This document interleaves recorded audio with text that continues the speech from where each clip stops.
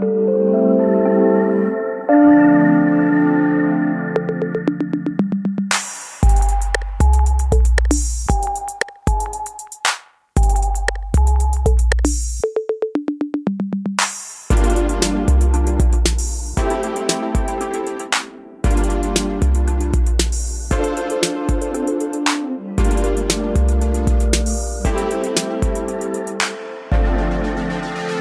y'all, welcome back to another week of Her with Amena Brown. And y'all, the living room, the couch is just in a very exciting time because so many wonderful people are getting to come in and do a few conversations. So I am so excited to welcome Faitth Brooks into the Her living room. Faith, I feel like what I did almost just then is I almost like said 1,000 titles that I think of when I think of you. Maybe I should still say them and then you could come back and tell the people, no, that's not true. No, Amena's making that up. So I'm going to say writer, podcaster, entrepreneur, consultant, anti-racism. What would you say? Would you say anti-racism educator, anti-racism writer? How would you like title that part of your work? I usually say educator typically. Yeah. I said it right. Anti-racism educator. Okay. Can cook, can burn. Okay. Can put together a fit. I just learned how to say a fit just now because Faith showed me how. So keeps you on trend. You're doing good though. You're doing good. Faitth Brooks here in the building. Thank you so much for joining me. Yeah, thanks for having me. I'm excited about this. You were one of the first people I thought of. So y'all, I wanted to have a series of conversations about internet friends because I realized there are quite a few people in my life that I started out having been friends with them from social media. And then we became friends in real life. And I think you and I have an interesting story to tell because I think we met in real life first.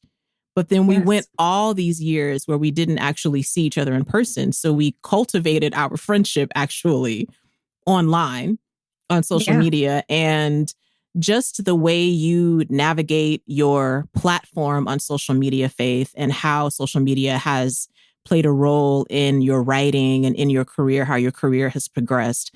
I just thought you would be so perfect to come on and talk about this. So let us first begin, Faith, with how did you and I meet? Yeah. Because now you've been in my life so long. I feel like time flies by, right? Like I'm thinking about that too. That was probably 7 years ago. Wow. If I'm doing the math correct. I'm not even good at math. So thank God I married a mathematician, basically. Okay. He loves math. And I've given up on doing major, any kind of major math. I don't do it anymore. But we met in 2015 at a women's event. And I remember distinctly because I was walking into like the stairwell and you were like coming back out because I think you had just done like a spoken word or something. And I commented on it, but we had like a really quick Black girl moment. And we had been kind of like vibing a little bit throughout the event every time we kind of saw each other. And by the end of the event, we exchanged numbers, which was something you never did. That's true, though. But we exchanged numbers and you were like, this is not my burner phone, so like, don't be passing out my number. Not Faith telling my secrets. She ain't told a lot, though. So some of y'all that think y'all got my phone number, some of y'all got that burner. But you didn't. You didn't. I didn't give you the burner, though. I didn't. You right. You didn't. But here's the thing. See, if somebody gives you their contact information like that, you can't abuse it. You know what I'm saying? You can't just be like hitting people up all the time. So we had exchanged numbers, but we weren't like texting all the time. So what really happened is we got to know each other through social media. And that's really where we started to chat. So more of like that Instagram platform is where we began to connect. Yo, I remember this now that you are bringing this up because I think I had gone through a phase where I was meeting different people and I would just give them my number right away. And then I quickly realized that that's a big old regret, especially with the type of work many of us were doing at the time. You're constantly doing event work.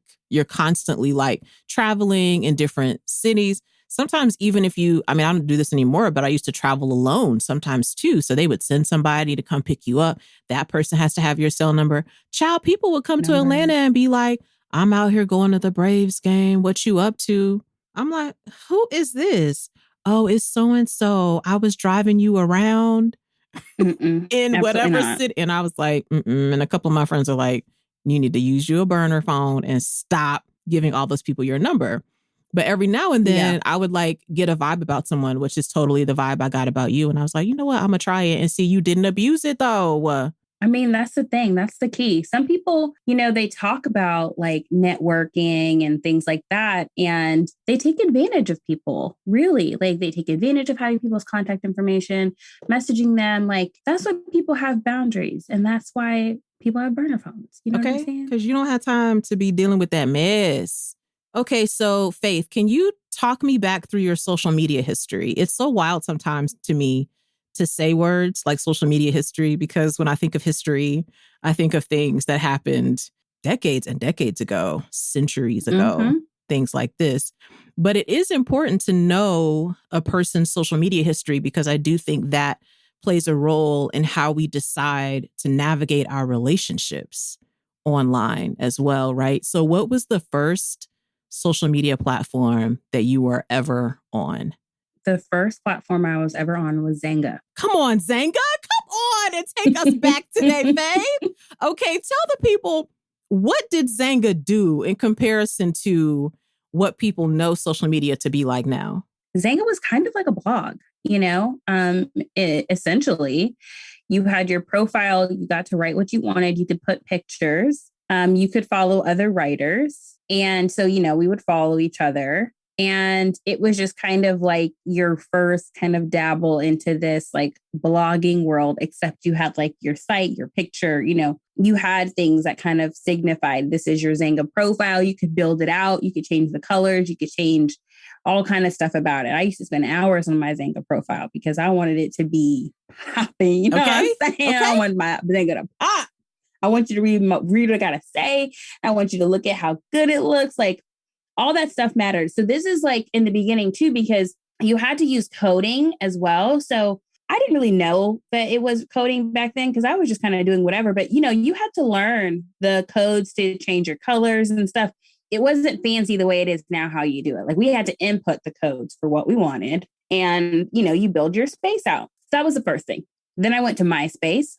That was a hit for a minute. You had your top 8. That was the whole thing. Come on. Friends fighting for spots. Boy. Scrapping. Getting the messages like, why I'm not in the top 8. And I'm like, I don't want, now I got to find the code for a top 16 because there was like a little cheat code you could use. Yes. Okay. So Xanga, MySpace. From MySpace, then Facebook hit the map and it was for university students at the time, which was dope. It felt better. It felt exclusive.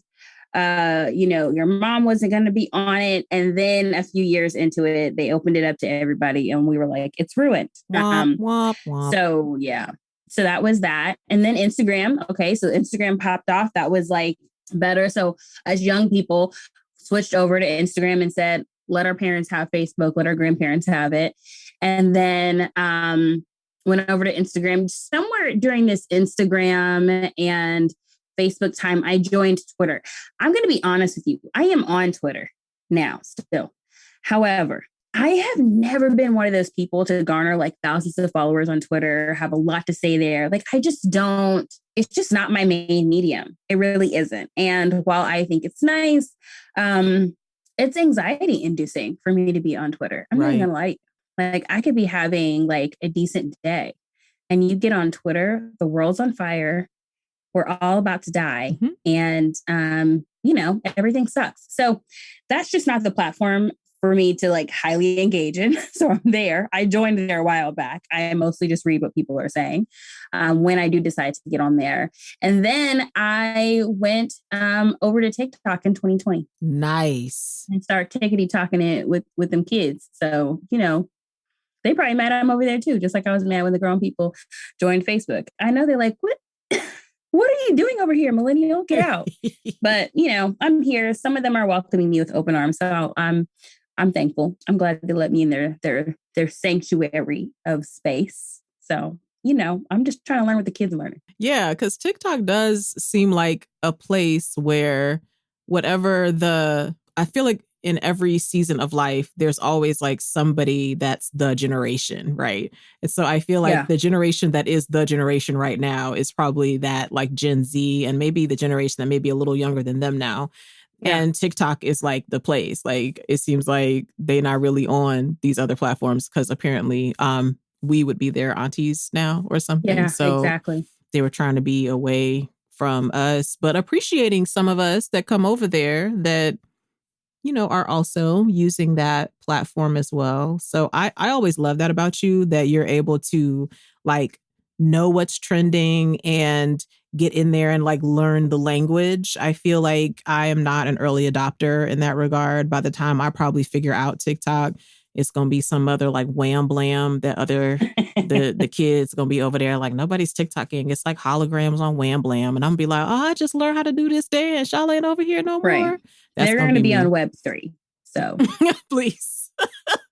Because y'all, I don't know what you're talking about. Okay. I don't know what Web3 is. Oh, Web3. Yeah. That's the next iteration of the internet. Like that's where we're going. We're going to Web3. So, wow, Faith.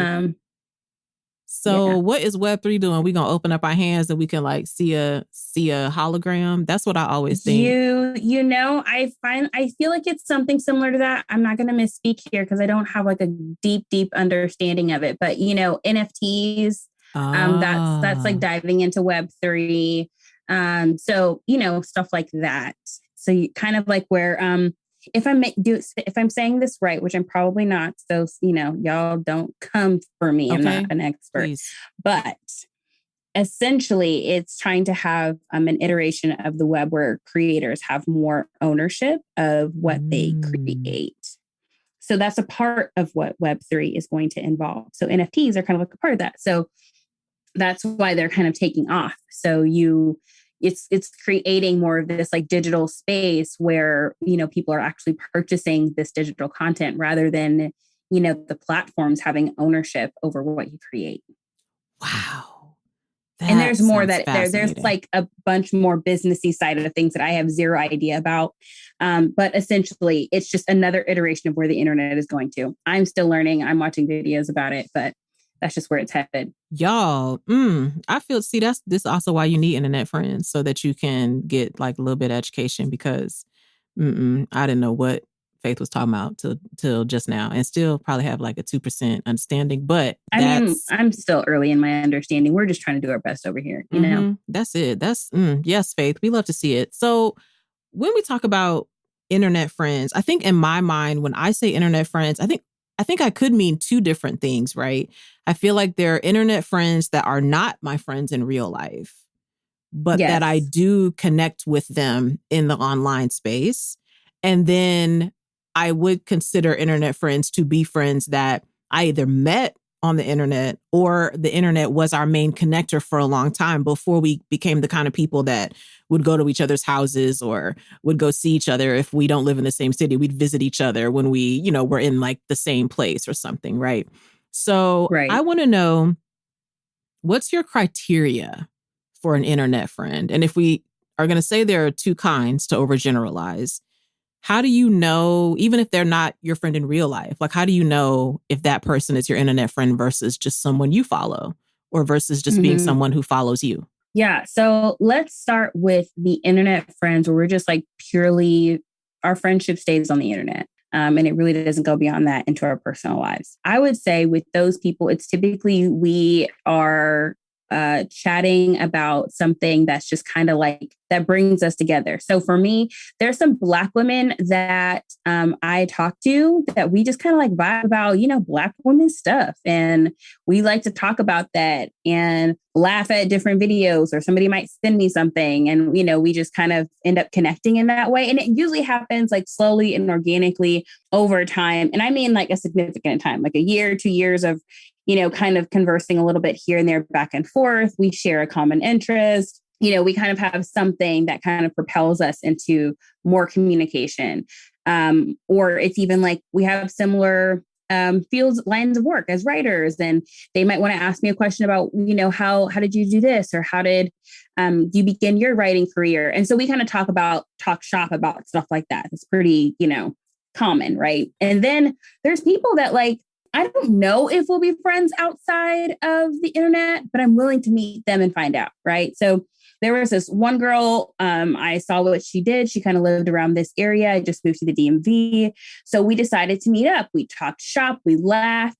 She was dope. I was like, oh yeah, we could totally be friends outside of the internet. She was great. And so I will oftentimes, I haven't done that as often as I used to, obviously, we're still within a pandemic, but I used to do that all the time with people. I would talk to them, we'd meet up. And then from there, I would either be able to determine if we're just going to like chit chat online, or if we have enough commonality beyond that one thing we connected on to actually like connect in real life outside of, one shared interest. And that's kind of usually how I know. Like if I can vibe with you about like multiple life things and not just one thing, and then I feel like I can show up as my full self and I don't have to like put on a facade for you, then that's a key. Also, when people are kind of like have really high expectations of me, like this is the internet version I see of you, and like I'm expecting you to be that internet person in person, then I know it's probably not going to work because I'm human, right? And like how we engage online is different than how you engage in real life and in person. And it doesn't mean that you're not being genuine to who you are. It's just the fact, like when I'm talking online, I'm talking to my phone into my phone and it goes out to the people. But in real life, we're talking social cues, we're talking about nuance, complexity, body language, like all those things factor together to let you know if you're really going to be able to vibe with a person or not. So I take all of those interactions into consideration. Okay. Without being amiss, can I just ask, when you have the meetup with someone that you knew online and then you have the in real life meeting, what are the vibes that make you go, oh, nah, it's not for us. It's not for us to be friends in real life. It's just the internet for us. Like, are there certain vibes, or is it just based on that individual person? Like in your intuition, you're just like, I know, and I'm good. It's no shade, but I'm good. It's like, I feel like it's some of both, but to be honest with you, when I meet somebody and we're vibing, it's like conversation feels effortless. It's almost like we don't run out of things to talk about. And also, I don't feel like I have to be the driver of the conversation. That's a good point. I am an extrovert, right? But I don't want to feel like I'm interviewing you, and I don't want to feel like you're interviewing me. So if we can just like have fluid conversation and the conversation can flow, to me, that's one big telltale sign that, okay, we're going to like flow after this and get along after this. But if I feel like I'm having to interview, if the conversation is kind of dry, if we're having these really awkward silent moments, if they're asking me questions that feel a little bit like invasive, a little bit like, okay, you've seen and experienced me online, but you're asking me like things that feel a little bit soon about my personal life or relationship, then that gives me pause because I don't know you yet to that extent. So why do you need to know? And why are you asking me these questions? And so that's where, I have caution and pause, because you can't just open up, about your life to just anyone. Right. And if in our first interaction, you're trying to be like, okay, so tell me this, tell me that, tell me, what's your, darkest secret, or, you know what I mean? Like, that's weird, bro. I don't even know you. So I don't like that. I do not like that. And I'm going to say something and people are probably going to side-eye me, but one line I absolutely dislike. It doesn't mean I dislike the person who says it. I dislike this line. So tell me your story. Oh, no. I hate to hear that.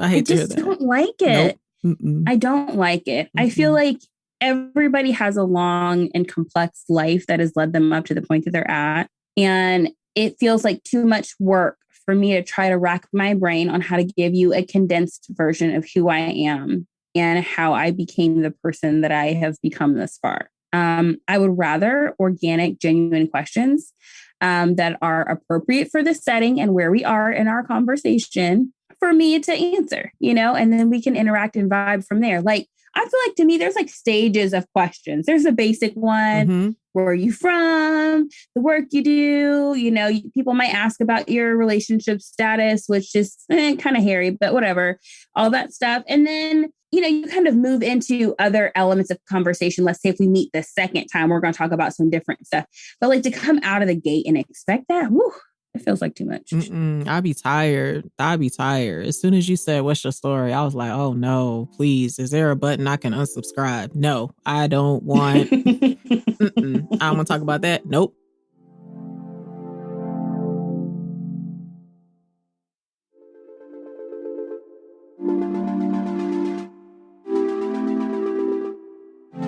When you were talking about sort of that difference between how people perceive you online versus the person that you are not viewing that as like, I'm two different people. Here's Faith on the internet and here's Faith in real life. For you, that's all one person.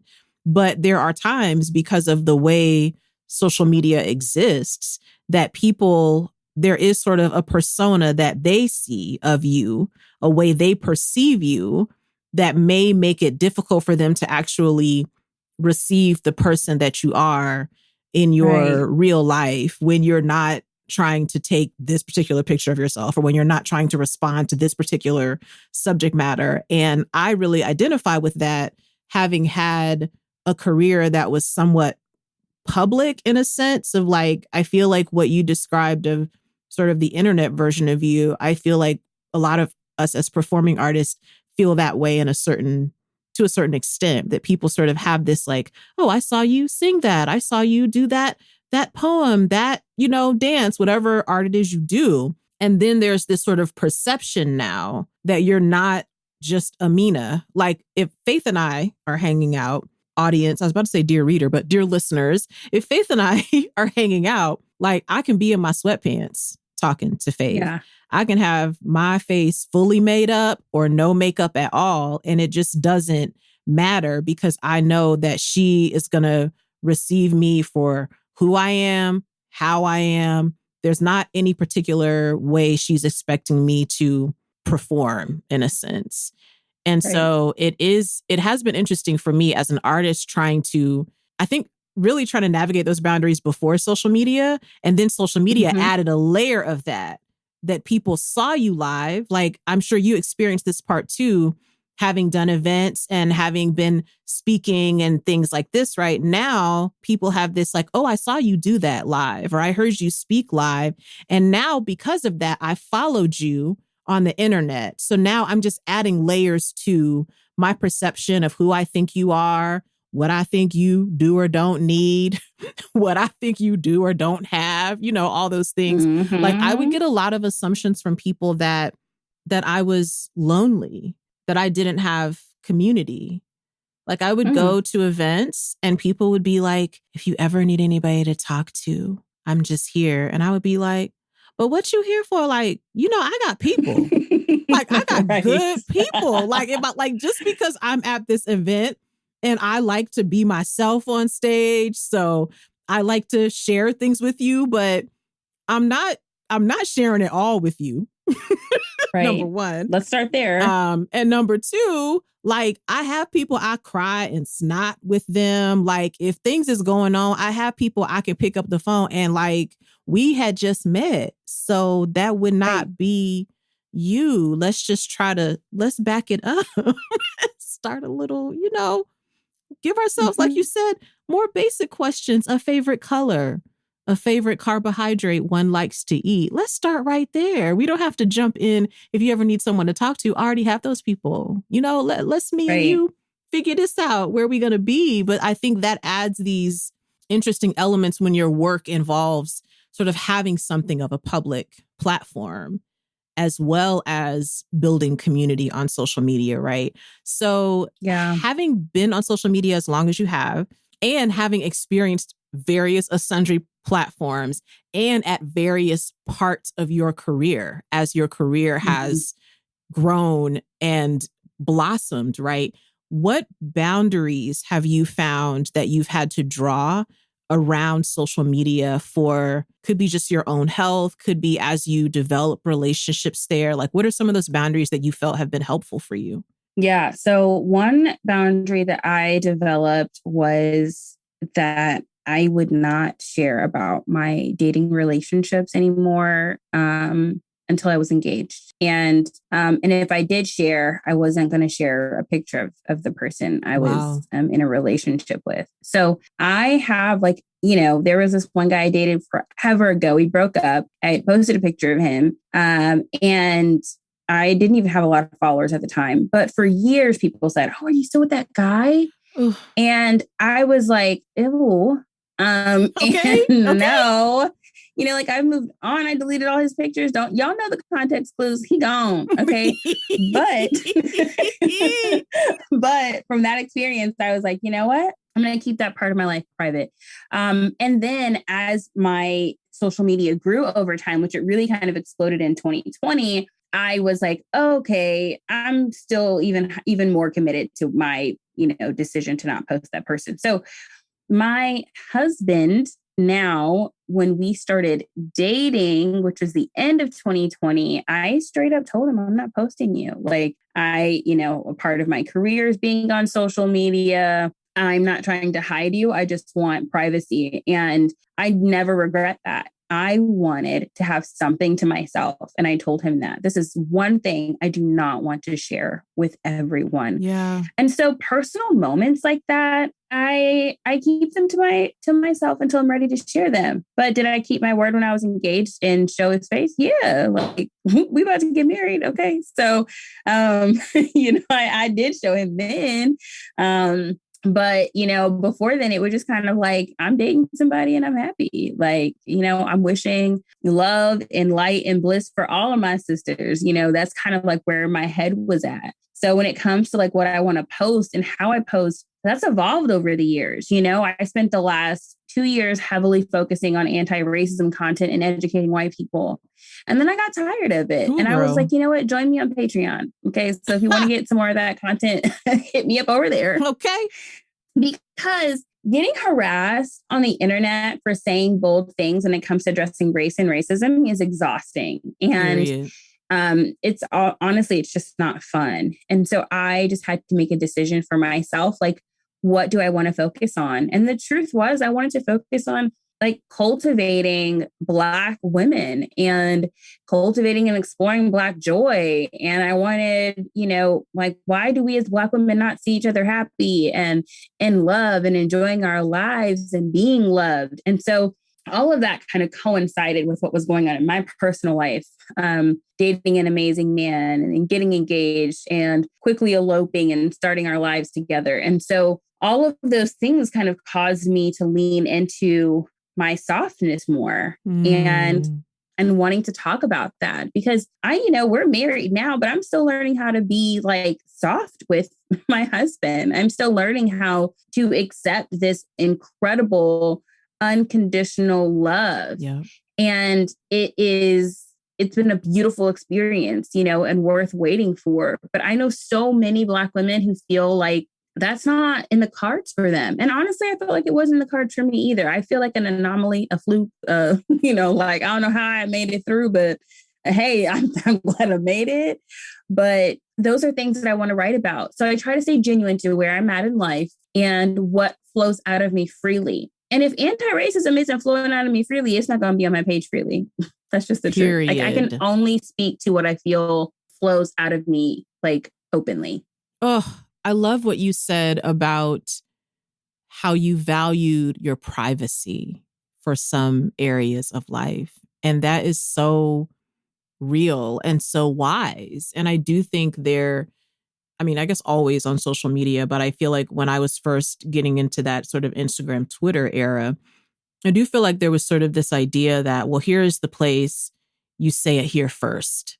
If it's raw, if it's whatever it is, you just put it up here first, that way it's, for some people, and for some people that's true, for some people to give that sort of rawness to their platforms is a part of their healing journey for some people.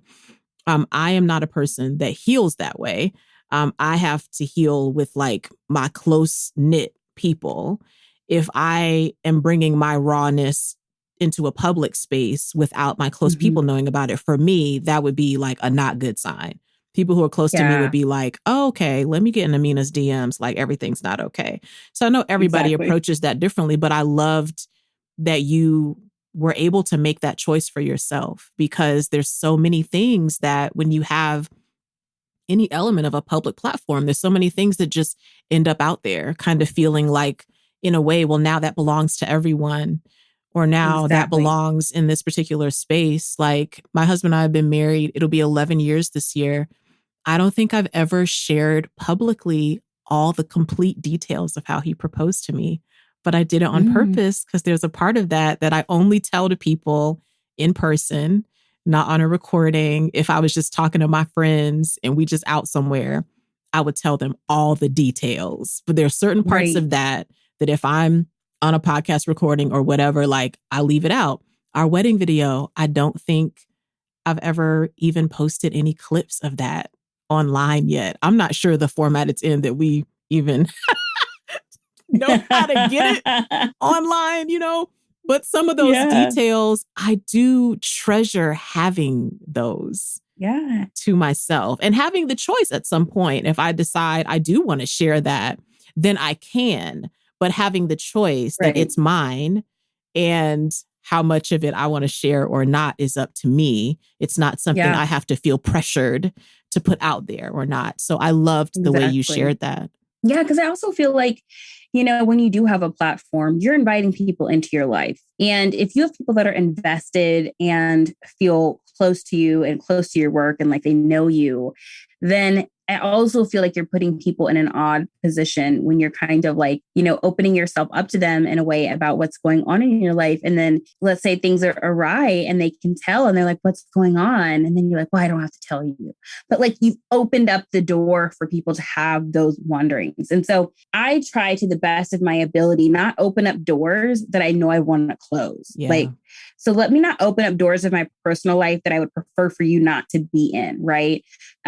So I'm open about sharing how I met my husband and like our love story. And I love sharing with people our love story and how we, everything happened with a matchmaker for us. But I don't go into, like nitty gritty details about like my relationship with him. I don't go into, a bunch of our daily life kind of stuff. I show him in video.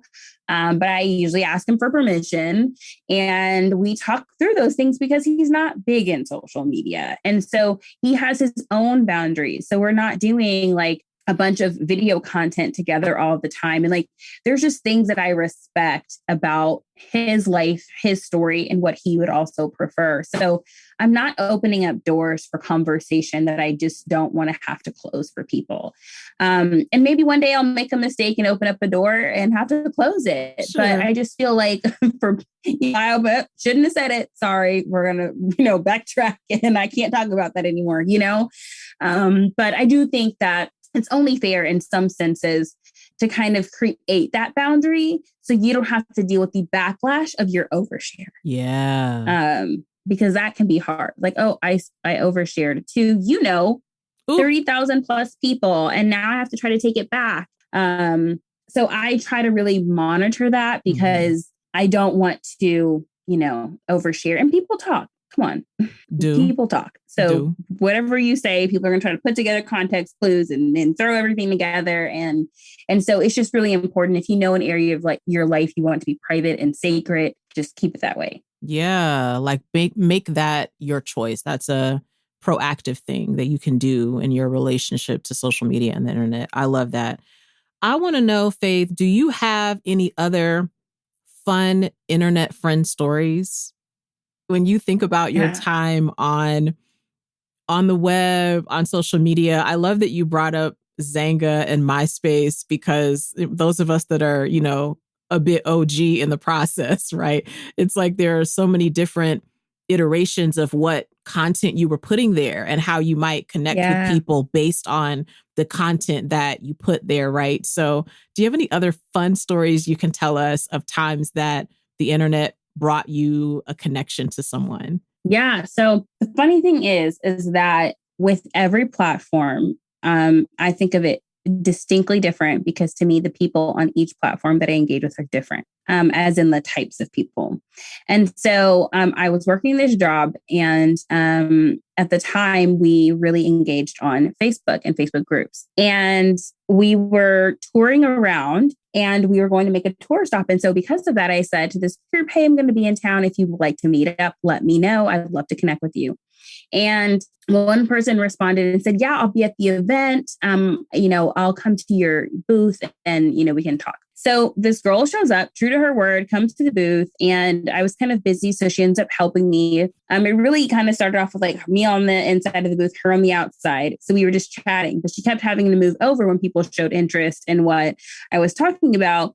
And then eventually, after like an hour, she was like behind the booth right with me. So then we just started, talking back and forth while she's behind the booth. And then it went from her being behind the booth to, hey, let's go sit together. You can come sit with me, forget your seats, So we sat together, and then the night ended and I had to pack up, and she was like, hey, I'm still hanging out and I'm around. Like, let's, I can help you pack up. And I found out that night that everybody else on the tour was flying right back home. And I was the only one that had a later flight. And so I was going to be stuck that night by myself. And then everybody, was going to be gone. So she said, well, pack up your stuff. I'm actually going over to my aunt and uncle's house tonight. If you want to come over for dinner and you can hang out with us there. And I said, why not? So I pack up all the stuff from my booth at the tour. I give it to everybody. And then they're all looking at me like, of course you're going out with a stranger, because I always met a friend in every city we went to. I told a friend I was going to be there. So I always had friends coming to different cities. So they were like, of course you're going to go out with a stranger. This is not surprising to us, and have dinner with their family. And I was like, yeah, what could happen? Right. She seemed nice enough. Okay. So I ended up going with her, went to her aunt and uncle's house, and she town for this event. So she's also just visiting her aunt and uncle. She doesn't even live in this city. So I end up going to hanging out with her aunt and uncle. I was staying at an Airbnb, I believe, maybe it was a hotel. I can't remember. We had a long dinner, laughed. They thought we had been friends forever. Like, no, we just met today. And the next morning, she woke up at the crack of dawn and picked me up and took me to the airport. And we are still friends to this day. Oh my we keep up on the internet. How fun. What a fun story. Oh my gosh, Faith. I love that story. I think it's interesting to me, Faith, because, and I'm also going to have my sister on as one of my guests for this internet friend story, because my sister and I are almost 11 years apart. So when my sister got on Twitter, she would meet her Twitter friends in person all the time. And when she first started doing that, my mom and I were freaked out, like stranger danger. How like there was a time where people sort of felt like, oh, I don't want to share that I met this person I'm dating online, because people had all that like, oh no, you met online. Like there was some sort of shame. Yeah, they would want to say they met through a friend. Yeah. And so I feel like sort of at that era of time, there was this different idea of like how much in danger you could be. And then it does seem like over time, online dating still has dangers, and we'll talk about that on another episode. Yes, it does. But regarding meeting friends that you've met on the internet, it seems like for a lot of people, and I feel this way for a lot of my millennial friends as well, feel like there was just a period of time where that stopped feeling like this dangerous thing. Like it felt like, hey, that's a thing I can try. Do you remember in your early times of meeting friends online, were your parents, or I know you have an older brother, were they ever like, where are you going and who you going to be with? What is going on? Were they ever like that? Oh, yeah, of course they were. I think the reason why I had less kind of like, I was more just like go with the flow with it, less inhibition, was just because I was a social worker. That's what I got my bachelor's and master's degree in, and I was doing case management right out of college. So this whole fear of going to meet strangers and see strangers you had to be like rid of it really quick, because you were going to strangers' houses all the time. Like every new home you got was a stranger. And so you had to go to their house. So because of that, I was not nervous about meeting new people that I didn't know, because I was so used to meeting strangers. Now, I will say that there's a part of me though that needed to have more caution because I got into some sticky situations when it came to online dating because sometimes I just didn't have that that same stranger danger, right? And so I think it's one of those things where you always have to tell people where you are. I did that even when I'm just meeting like a girlfriend or, a girl that I've, kind of been able to connect with.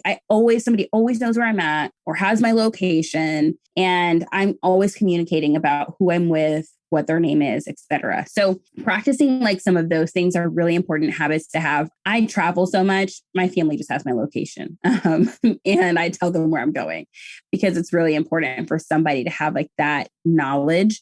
But I will say like for me, I usually just have to rely on my discernment. And sometimes I hit it and sometimes I'd be missing it. Like, you know what I'm saying? And we're human. And so it's one of those things where you have to be really wise about these internet friends you're meeting with. And I kind of feel like you can kind of feel the vibes from people. You know what I mean? Like you can kind of feel the vibes from people online. So if they're kind of sketch and you're kind of having a question, like they're nice, but just don't even meet them. Like, don't even consider it. Just let it go. Because some people, they're just not worth meeting. Some things are organic and it's great, but there's some people who just don't have good intentions towards you. They can seem like they do and they don't. And, or people have obsessive and compulsive like personalities. Like those are all things to kind of like look for as you're exploring having internet friends. But would I still meet a stranger to this day that I don't know? Absolutely. I would still. Yeah. Like, especially now you can kind of have some guideposts. I mean, I know the pandemic kind of like messed up some of that because now, you're like, I want to meet you, but also what's the COVID protocols? And, you got a lot of other conversations. I'm asking some different questions. Come into play than we had pre-pandemic, but I feel like sometimes I would try to also, and I'm sure you did this too, like it would give me more comfort if we had mutual connections. Yes. Like I knew other people that either maybe knew that person in real life, even though I didn't, and I was just meeting them on the internet. Or sometimes I have had some people I met in person that we just had a lot of the same online connections. Like a lot of the people that I followed, that I knew online, followed them. And so that gave me I got to watch them like interact with people that I knew. And that gave me some sense of like, I could go to like a public place and have coffee with you. You can't come to my house and I'm not going to your house, but I can go to a public place and like where there's coffee, ice cream, food to eat, security. Right. I could go there and like check the vibes, Exactly.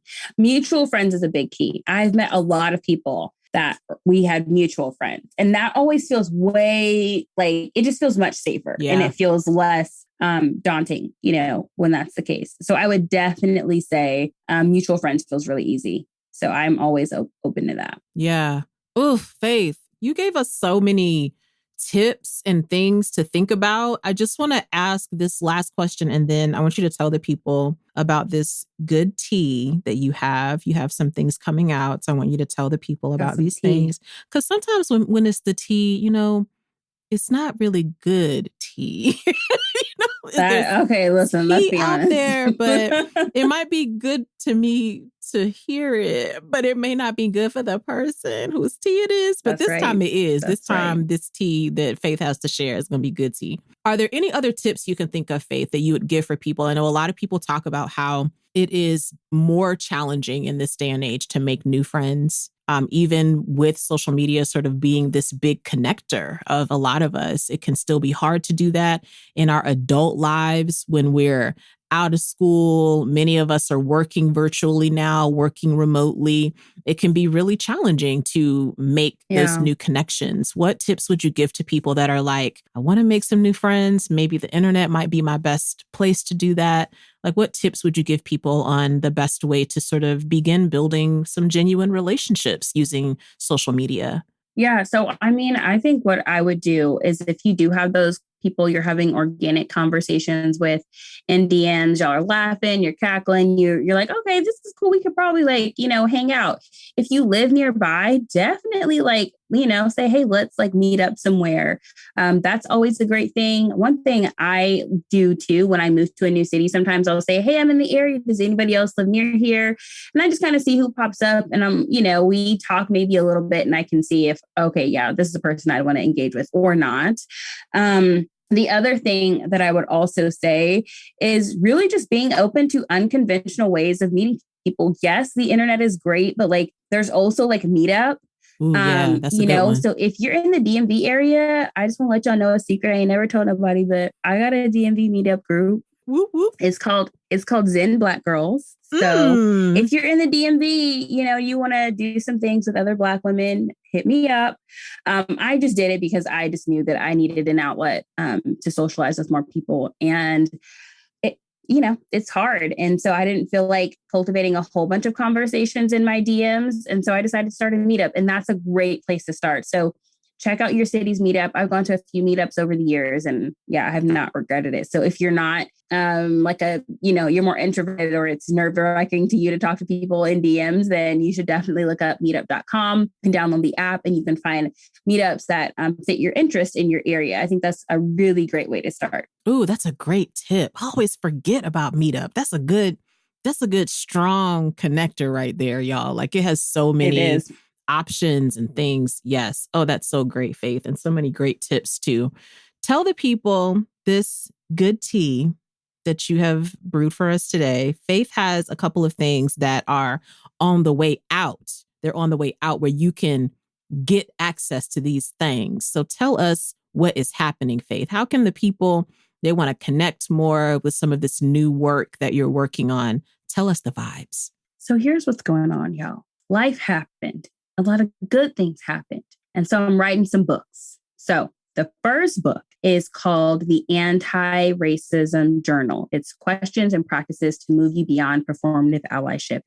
That comes out June 7th. So you can pre-order it now. Wherever books are sold, all you have to do is look up The Anti-Racism Journal, Faitth Brooks. My name is spelled with 2 T's. It is not a typo. So you can just put that in there. That's it. The other book, man, y'all, I have poured my heart and soul into this book.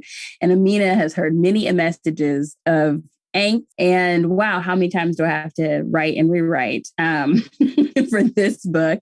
But it is called Remember Me Now, A Journey Back to Myself and a Love Letter to Black Women. And that book comes out January of 2023, which I'm super excited about. And honestly, like, it's for Black women. Now, the lighter, brighter, white folks, y'all can read it, and you should. The lighter, brighter is really. But this is this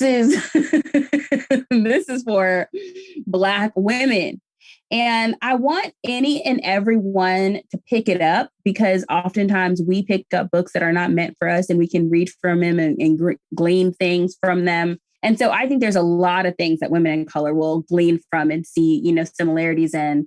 But I wanted to write something to my sisters, because I remember being in bookstores wishing there were more books written by women that looked like me that I could resonate with. And I found myself having to read books by, white women that I just couldn't fully relate to. But I read them because that's what was available and around. In mass, let's say it that way. It was available and around in mass. And so, when you have to search long, far, and hard for, books by people of color, by Black people that look like you, that you can relate to in life, that's a problem. And so I wanted to be a part of the solution. And so I wrote a book, and I wrote it with my sisters in mind. And I cannot wait. I can wait in some senses because it's nerve-wracking, but I cannot wait for everybody to get it in their hands and to see how people receive it and how they enjoy the book. Oh, y'all better go to your favorite bookseller and go ahead and pre-order, because you know what's good about a pre-order is 2 things. 1, pre-orders help authors. Okay. So when you pre-order the book, it helps the author. And number 2, you know what? It helps you, because now you done pre-ordered it. You don't have to worry about remembering what day was it when Facebook was going to come out, because it's going to show up right there at your door. Even if you pre-order the ebook, it's going to show up right there in your e-reader as soon as it's out. Sometimes, gasp, the people who pre-order, sometimes they get it a little bit early sometimes. Sometimes y'all get a little early dibs. Sometimes this shows up before the actual release day. I'm trying to put y'all on this game, okay? So you need to go to there, and Faith, the people are like, I would like to go to a place where I can find more information about Faitth Brooks. Where should the people go? You can go to faithbrooks.com. I'm going to keep it easy for you. All of my links to my social media are there. My handles on social media is Faith B. My name spelled out, Faith with 2 T's, the letter B. You're going to find me everywhere. Twitter, Instagram, TikTok, Facebook, all the places, and every link you could want is on my website. So, I got you. It be there, people. Make sure you do that. Oh my gosh, Faith, I'm so excited. I'm so glad that we are in real life and internet friends, because it has made my life so much better being your friend. And I'm going to tell y'all something that y'all might not know about Faith. Faith be meeting with you in a coffee place somewhere. She be on a trip with you somewhere, and she be telling you, in a few years, I'm gonna blah, blah, blah, blah. And in a few years, she do it. Because she said a few years ago to some of us, on a trip at an undisclosed location, but the other women listening know they was out on a trip too. And she said to us in the back of this van, like, it's a book for me. Like, it's a book for me. Yeah. Like, it's some books for me that are inside of me. Like, I know that's happening. So to see that coming to fruition now, Faith, it just makes me like so damn proud to be your friend in real life and on the internet, folks, both places. Okay. Faith, thank you so, so much for joining me here in the living room. Y'all, be good friends, whether it's on the internet or in real life. Get you some good friends because they're wonderful. Thanks so much.